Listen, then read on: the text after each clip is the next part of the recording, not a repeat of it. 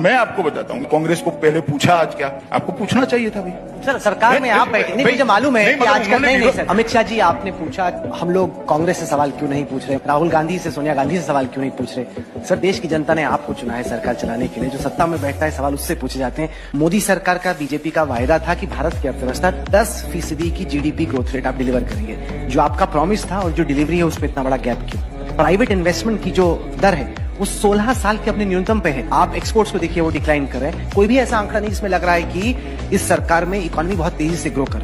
आप डंके की चोट पे पहले कहा करते थे, आपकी पार्टी का हर प्रवक्ता कहा करता था कि दुनिया की सबसे तेज रफ्तार से विकास करने वाली अर्थव्यवस्था भारत है। आज की तारीख में इजिप्ट, फिलीपींस, यहाँ तक कि बांग्लादेश हमसे तेज रफ्तार से ग्रो कर रहा है। देखिए राहुल जी, आप कुरेज कर सारी बातें पूछेंगे। जो समस्या है बेरोजगारी की फॉर एग्जाम्पल, वो तो अभी लोगों को सामना करना पड़ा, क्योंकि वो जो नया डेटा आया वो तो कहता है कि 45 साल में जो अनएम्प्लॉयमेंट है वो अपने मैक्सिमम पर है इस वक्त। ऐसा है, आप थोड़े सवाल बचा कर रखो। ऐसा क्यों होता है सर कि जिन लोगों के खिलाफ इन्वेस्टिगेशन हो रहा है वो लोग हैं जो कि बीजेपी के विरोध में खड़े हैं। महिलाओं के खिलाफ अपराध की घटनाएं हो रही हैं, कि जहां पर सब कुछ स्पष्ट हो वहां पर एक महिला को बार बार उसी बलात्कार का सामना न करना पड़े। आप मुझे इतने सवाल पूछ रहे हो भाई, कांग्रेस को क्या चाल चरित्र चेहरे की जरूरत नहीं है? आप कांग्रेस पार्टी को क्यों इतना सॉफ्ट हो जाती है आपकी चैनल? मेरी तो समझ में नहीं, पूरे दिन में कभी भी एक भी सवाल नहीं पूछा, फिर आपके सवाल की लिस्ट में वो आएंगे नहीं, कहीं पर भी सवाल नहीं। बता दो, चलो मैं मेरी बात वापस लेने के लिए तैयार, या तो आप फिर स्वीकार कर लो। नहीं मैं बताता हूँ ना, देश की जनता आपसे उम्मीद रखती है, इसलिए आपको देश की जनता हमसे, पार्टी विद डिफरेंस आप हैं, इसलिए सवाल आपसे पूछे जाएंगे कि आप भी कांग्रेस से कड़े सवाल। अरे इतना तो बच्चा भी जानता है कि जो सत्ता में रहता है सवाल उससे होते हैं, ना कि विपक्ष से।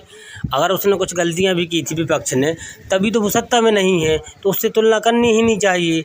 ऐसे ही कुछ और लोग भी रहते हैं जो कहते रहते हैं कि कांग्रेस ने क्या किया था या दूसरी सरकार ने क्या किया था। अरे उससे क्या करना, तभी तो वो अब